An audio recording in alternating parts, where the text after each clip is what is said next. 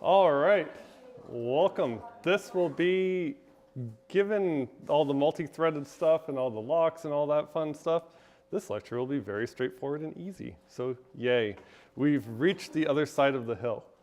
So today we will talk about basic scheduling, and this should be kind of what you're already doing and be fairly straightforward, and they're just, I guess, more easy questions to put on something like a quiz. So let's get to it. We can probably go through this. So there's two types of resources. So being preemptible or non-preemptible doesn't just apply to like a CPU. It's a more general term, and it just means that you can take something away. So preemptible resources are resources that can be taken away, given to something else, and given back, so you can switch back and forth between them. The preemptible resource we're all used to is just a CPU, and it can be shared through things like scheduling. So you get some time, you get some time, you get some time, and we all get to use the same resource. Well, non-preemptible resources are something you can't take away without at least some type of acknowledgement. So like think about your disk space. I can't give everything full access to the disk. I have to just give it some, give it some space on a disk. I can't take it away unless I like do something really rude and delete it. But there should at least be some acknowledgement so you can actually program against it. So another example of non-preemptive resource, which would be something like memory, right? I just can't give you memory, then take it away, and then expect your program to actually work. So a resource that is non-preemptible is usually shared through allocations and deallocations. So that's exactly what you do for memory. It's essentially what you do for disk, and we're kind of used to it now. So just as a note, if you have super high, high throughput systems where you actually need to control resources, you might make CPU non-preemptible resources. So you just give a program a CPU for the whole time and just let it execute as fast as it can. But you won't see that unless you're in like, high performance computing or something like that. So there's two things. There is a dispatcher and a scheduler. So we already kind of know what the dispatcher does. It's like the low-level thing responsible for the context switching, which is essentially like that get context function. You could also call the thing that does the context switching a dispatcher, which you've kind of already written for Lab 2. And then the scheduler is the high-level policy, which we haven't talked about yet. And it's responsible for deciding what processes to run. So the scheduler runs whenever the process changes states. So for now, we'll consider non-preemptible processes. So a process just executes until completion. So it's like the old batch systems of older year. So once a process starts, it will run until it is completed. So in this case, the scheduler only has to make a decision when the process terminates, and it has a free CPU, and it just has to pick the next process to run to completion. So if you have a preemptive scheduler, it allows the operating system to run the scheduler at will. That's what you'll be doing in Lab 3, and that's what happens on something like Linux. So if you do uname-v, in part of the description, it will say preempt, and it means it is a preemptive scheduler, which everything has been for like the last 30 years. So when you argue about scheduling and want to quantify how good it is, there's a few metrics we want to keep track of and try and minimize. So one is you want to minimize waiting time and response time. So if a process comes in, you might want to react to it as quickly as possible, and that is response time. So it's the time from when the process first arrives until you first give it some CPU time. And then the other one is waiting time, so which is the total amount of time it is waiting and not running when it could otherwise be running. Then if you care about your CPU, right, you want to maximize CPU utilization. You don't want a CPU idle. If you have a machine with 8 cores, you want them all running at full speed if you can. Then you want to maximize throughput, so complete as many processes as possible, and some of these are at odds with other ones. And then the last metric we'd care about is fairness. So you want to try and give each process, the same percentage of the CPU ideally if we're being completely fair. So the first scheduling algorithm we can use is not really even an algorithm. It's what we're all used to. It's called first come, first serve, or FCFS, which is the most basic form of scheduling, right? You go to the food truck outside. You are in this type of queue. You line up. Who's ever at the front gets served first, and then it goes on and on like that. So it's just first come, first serve.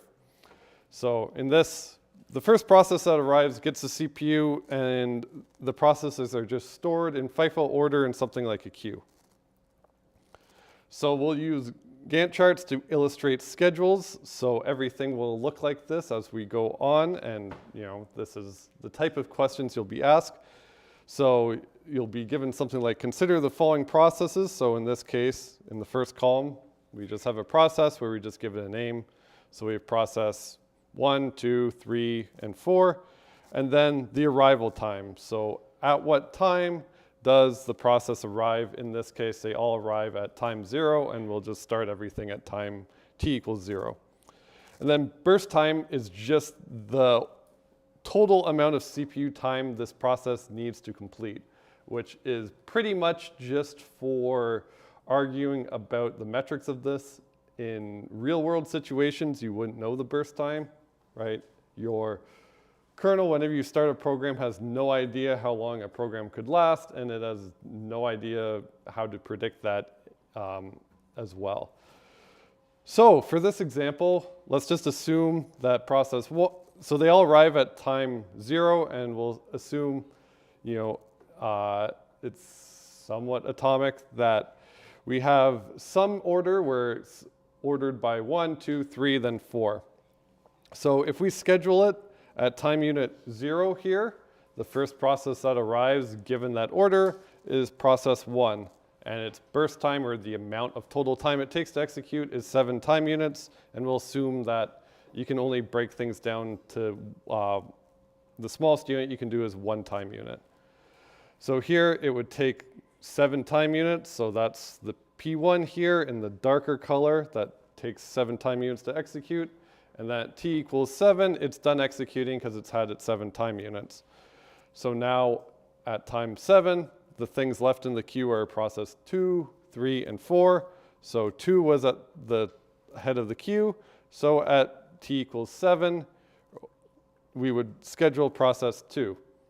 And then process 2, if we look at the chart, takes 4 time units. So 1, 2, 3, 4 takes us to t equals 11. And then process 3 is next, which only takes 1 time unit, which takes us to t equals 12. And then it goes on, and then it takes 16 time units to complete everything.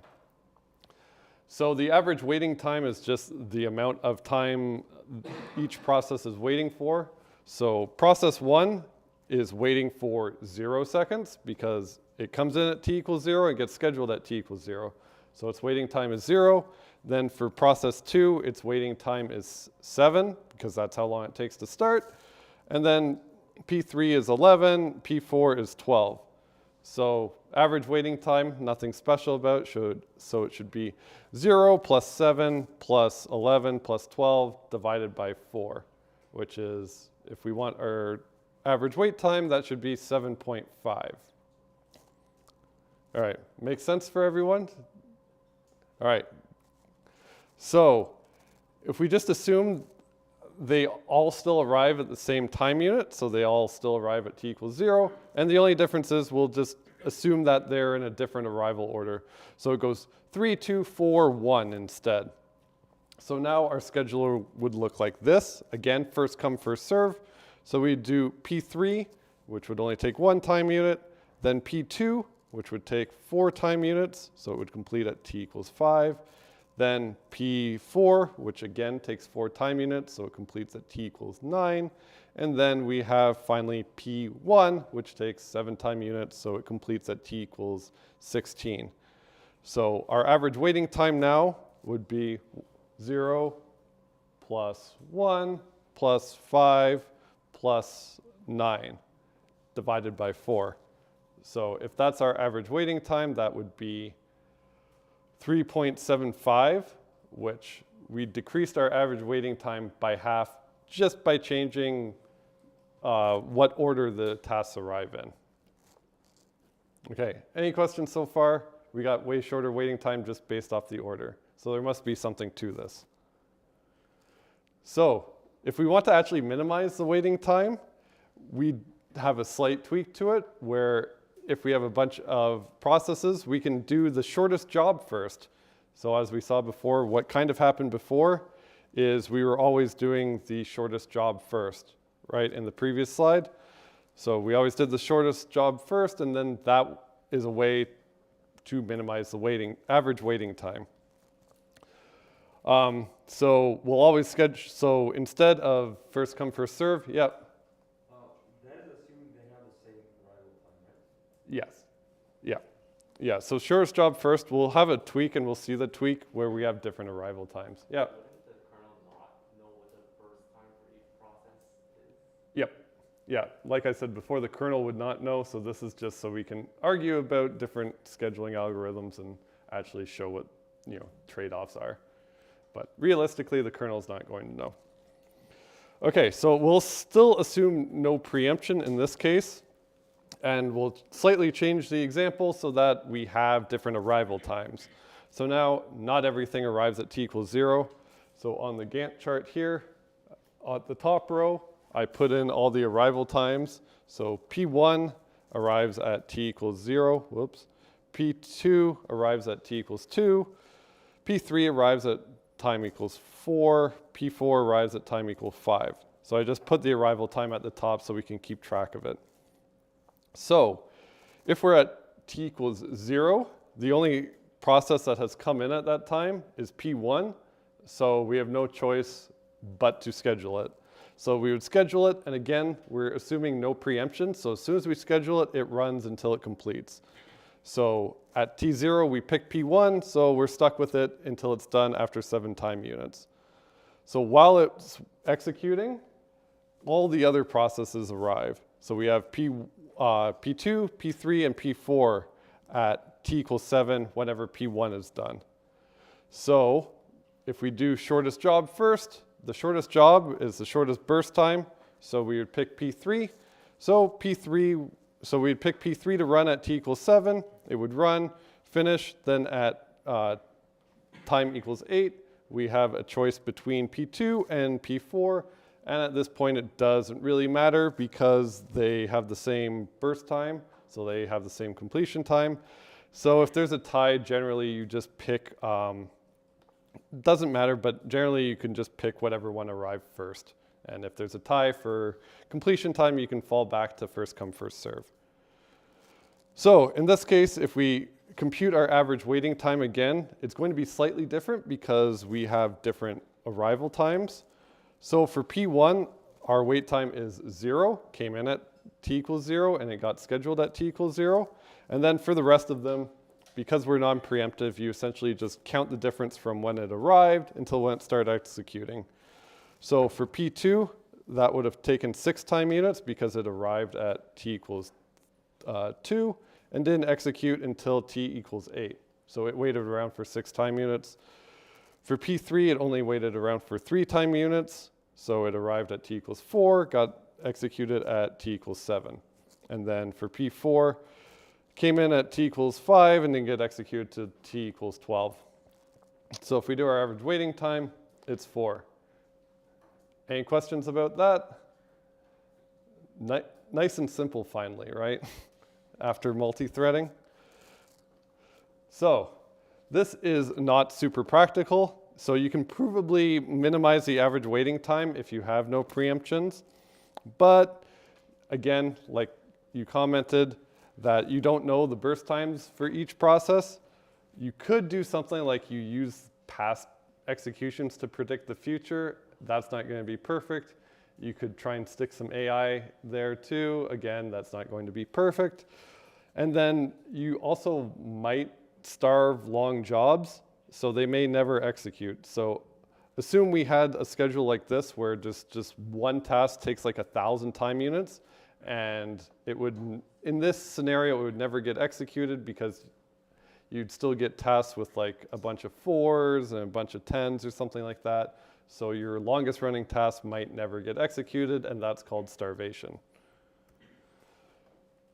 And then the first tweak we're going to do is we're going to make it difficult now and say that we can preempt processes. So if we want to tweak shortest job first to work with preemptions, we can just do shortest remaining time first.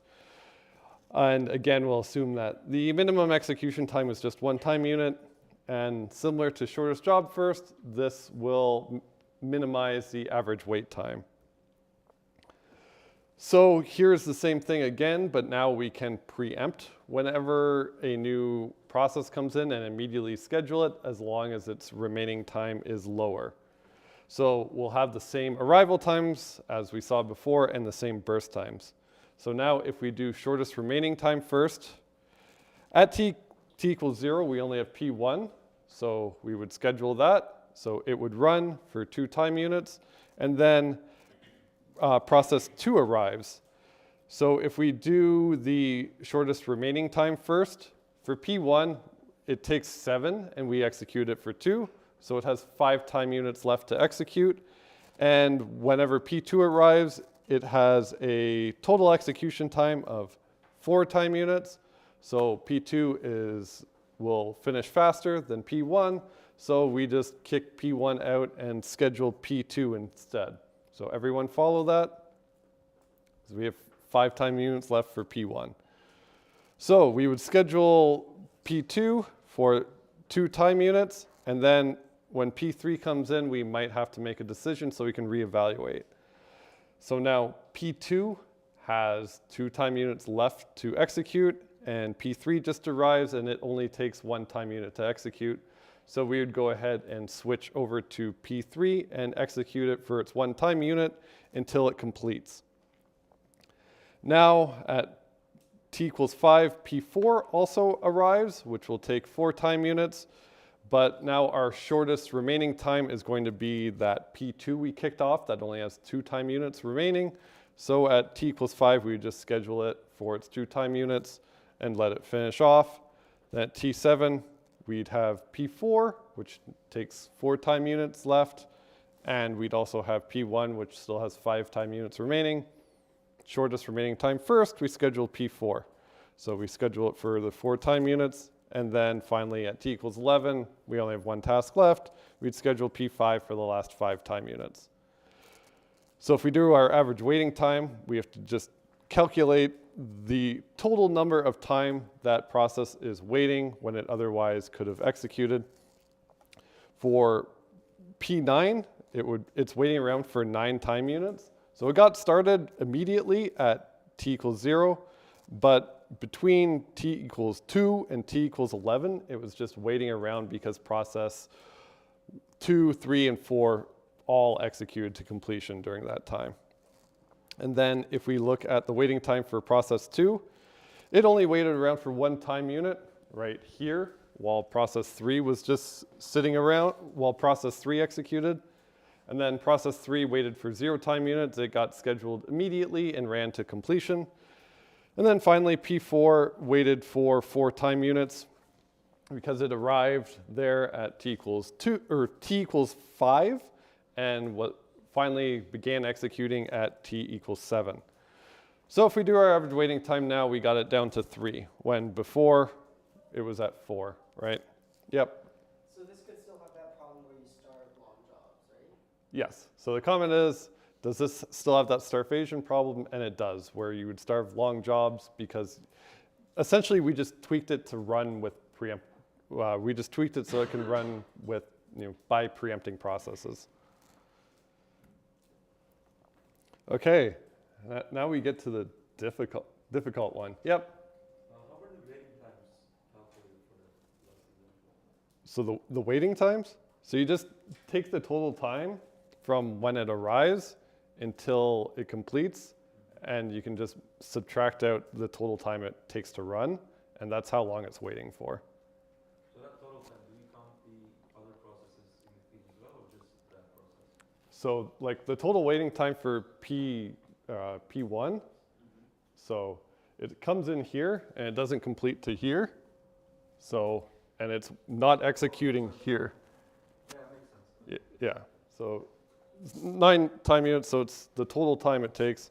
If you don't want to count like the individual squares, easiest way to do it is just time it comes in, time it finishes, and then minus how long it takes to run. And that's how much time it was waiting for. Okay, so now is our hard tweak, which isn't very hard, and it is the first scheduling algorithm that is actually used in operating systems and kernels and I guess your labs. So it's just called round robin because so far we haven't handled fairness. We just did the shortest thing first and we just tried to minimize our waiting time.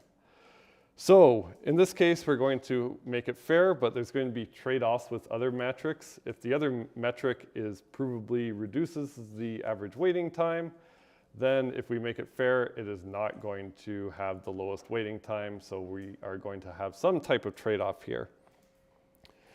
So what the operating system can do and what happens in lab 3 is the operating system could just divide the execution into time slices. In this, they're called quanta. Don't ask me why. They want to seem harder than it actually is.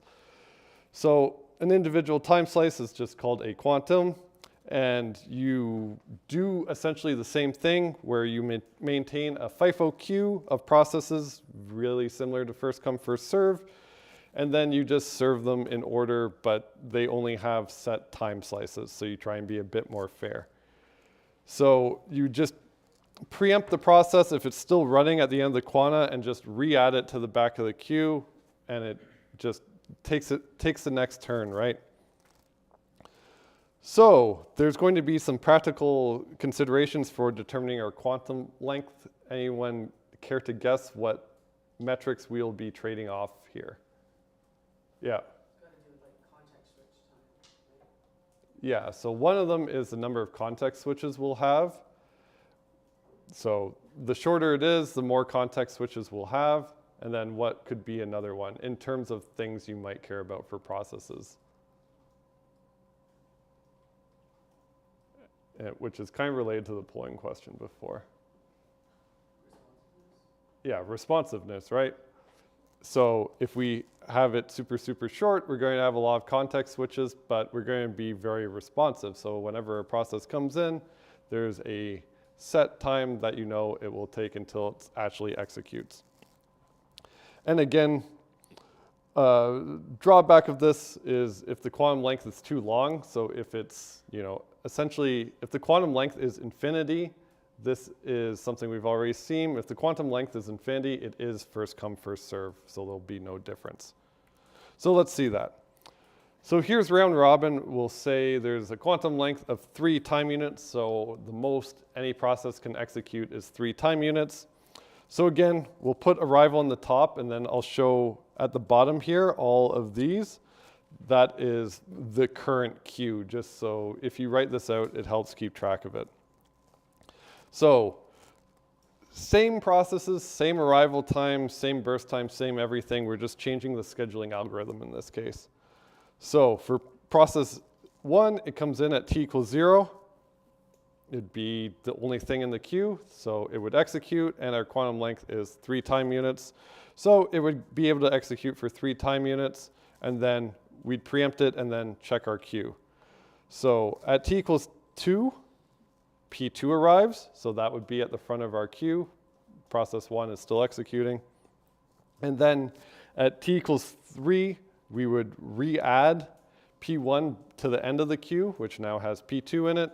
So at t equals 3, we would schedule P2. Everyone on the same page? All right, so we schedule P2. We schedule it for 3 time units. It gets its 3 time units. It still hasn't done yet. And in the meantime, our queue grows at t equals 4 while P2 is executing. P3 arrives, so it would go to the back of the queue, so it would execute next after P1. And then at t equals 5, P4 gets added, so it would be at the back of the queue again. And then at t equals 6, we put P2 all the way at the back of the queue, and then for the next process to run, we just pick off what's at the front of the queue. So we execute P2 or P1 for another 3 time units, 1, 2, 3, which takes us to t equals 9, and it's not done yet. So we re-add it to the back of the queue. So at t equals 9, our queue looks like P3, P4, P2, P1. So P3 is at the front. We schedule that. It gets a maximum of 3 time units, but it only takes 1 time unit to execute. So it just executes for its 1 time unit, and then it's done. Then at t equals 10, we get a new chance to make a decision. So we'd pick off what's now at the front of the list, which is P4. It runs for 3 time units.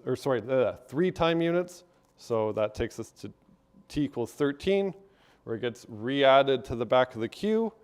Then our next process is P2 that only has 1 time unit remaining. We schedule that. P1 is at the front, only has 1 time unit remaining. Schedule that, and then we schedule P4, which again only has 1 time unit remaining.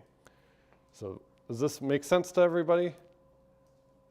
This is literally as hard as it gets as a nice break for us.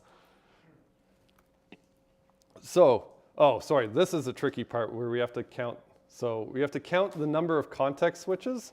So it's just the number of times we change processes. So 1, 2, 3, 4, 5, 6, 7. No tricks, no anything. We're just counting the number of context switches so we can compare the difference between different scheduling algorithms. So there are 7 context switches. If we take the average waiting time, it's going to be 8 time units for process 1. So it doesn't finish executing till t equals 15, and it starts at t equals 0. So if you take 15 minus 7, it's waiting around for 8 time units, and we can verify that by counting it like 1, 2, 3, 4, 5, 6, 7, 8. So it's waiting for 8 time units until it's not done executing. Then similarly for P2, P2 is done at t equals 14, and it comes in at p equals 2. So it's waiting for 1, 2, 3, 4, 5, 6, 7, 8, right?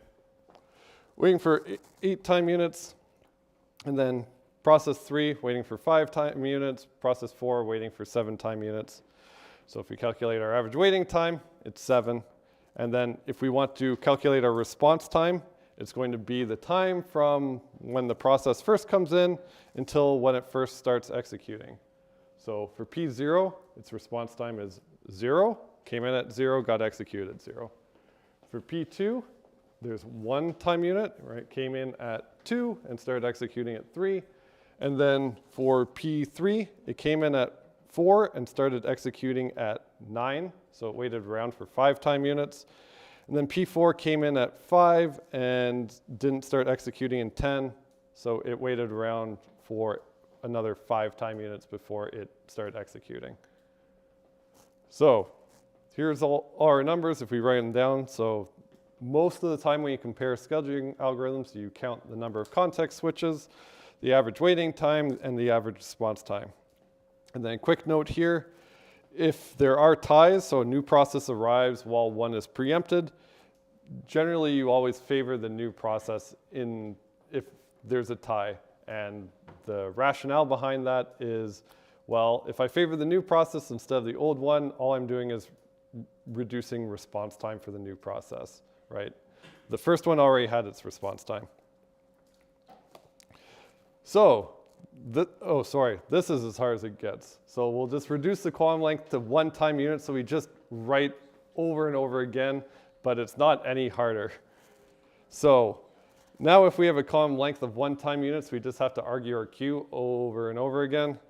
So at t equals 0, P1 is the only thing there, so it would execute, then check the queue again. P1 is the only task there.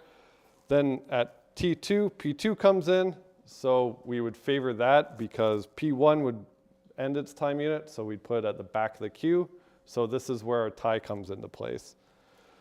So we would execute P2, and then they're just going to go back and forth in a round robin. So there's only those 2 tasks, so we're going to get P1. Then our queue is going to look like is only going to have P2 on it, and then P3 comes in. So there's a tie between re-queuing P1 and then the new task P3. So this is our tie, so we'll favor the new task, which is P3. So at that point, we would schedule P2, and then P4 would come in at t equals 5, and there's now another tie with 2 re-adding itself to the queue. So we'd put 4 ahead of 2, and this would be our queue. So this is just going to be our whole queue, and we're just going to round robin it one process at a time. So you'd have P3 gets re-added, or sorry, get P3 executed. It's done. It only executes for one time unit. Then the next process is P4, or P1, and then P4, then P2, then P1, then P4, then P2, and then at that point, P2 is done executing. Then you have P1, P4, you can see the round robin, and then P1, then it's done executing, and then P4, then it's done executing. So any questions on this? So there's just a queue, it keeps on re-adding. Yep. Yeah, at t equals 4, why didn't we favor P3? So the question is at t equals 4, why didn't we favor P3? And we did. So right at the time here, when P1 is executing, there's only P2 in the queue. So right at t equals 4, when P3 comes in, we would just there's a tie between P3 and P1 re-adding itself to the queue. So that's why we put P3 here ahead of P1. So that's our tie. So we do that, we just go on and on and on again, and you just have to pay attention to how long each process has left and when to throw them out of the queue because they're done executing. So if we go through again and calculate all of our numbers again, so P1, if we do first we do the number of context switches. So 1, 2, 3, 4, 5, 6, 7, 8, 9, 10, 11, 12, 13, 14, right? You just count the number of context switches. So in this case, there's going to be 14 context switches instead of what we saw before, which was only 7. And you'd calculate the average wait time and average response time. So if we do that, these numbers should make sense, that the average waiting time went up a little bit. So now we're at 5.5 as our average, but because we use a shorter quantum length, we can actually demonstrate that our response time is better. So we're at 0.75 instead of before when we were at 2.75. So we had, and nicely enough too, our waiting time went down. So we got a lower average waiting time and we got a lower response time. And our drawback was we context switched twice as often. So before we had 7 context switches, and now we have 14. Cool. So here's it again, same question, but now we have a column length of 10 units.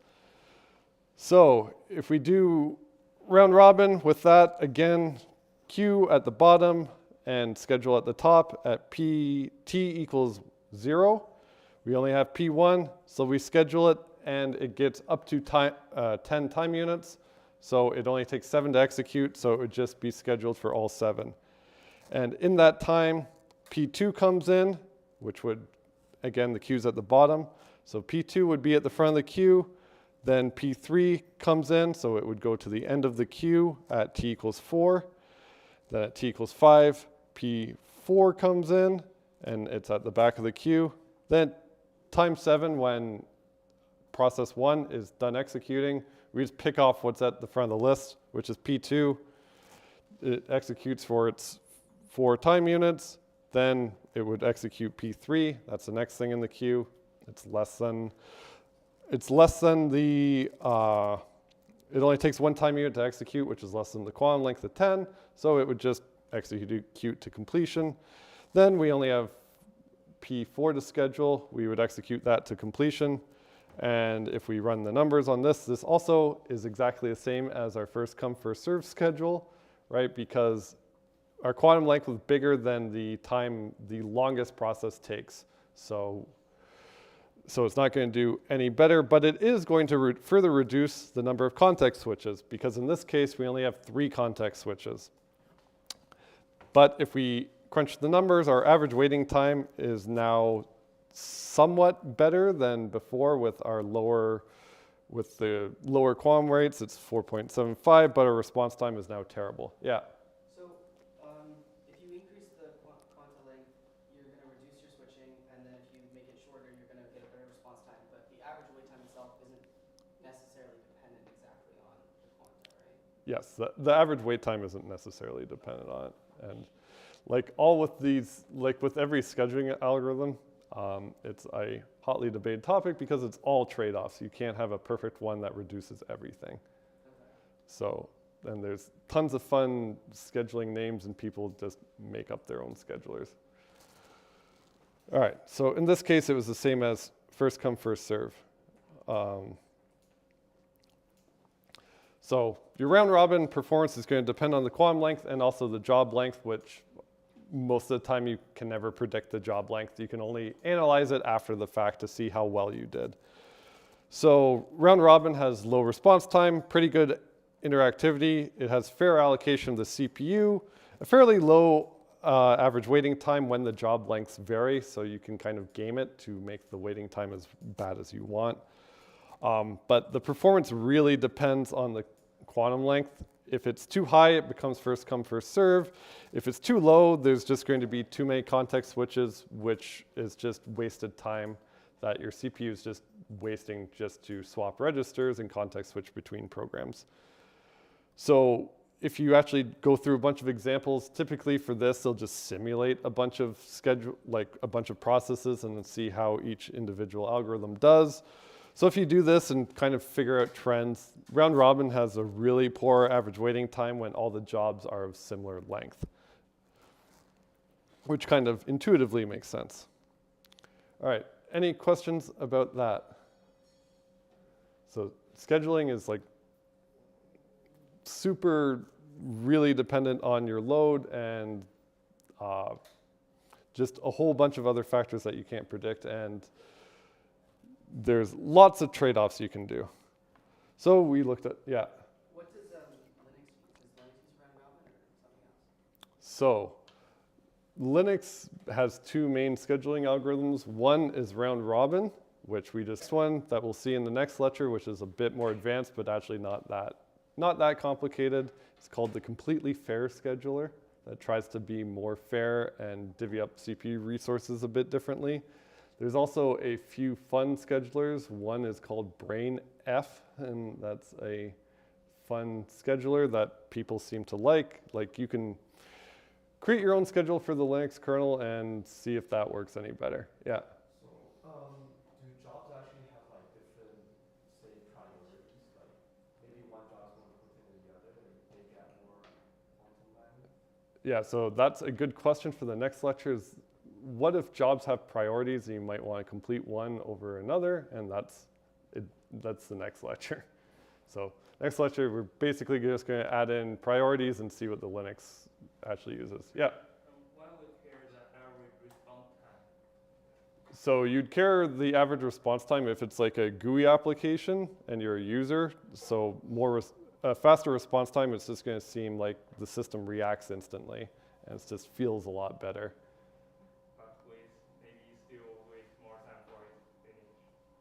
Yes. So there's always going to be some type of trade-off. So sometimes like Windows will do something different, and a lot of the feel of different programs just is how it's scheduled. And there's no right or wrong answer, it just depends. So scheduling involves a lot of trade-offs. We saw first come, first served, the most basic scheduling algorithm that we're all used to in everyday life. Then we tweaked it to do shortest job first to reduce the average waiting time. Then we added preemptible processes, and we came up with shortest remaining time first.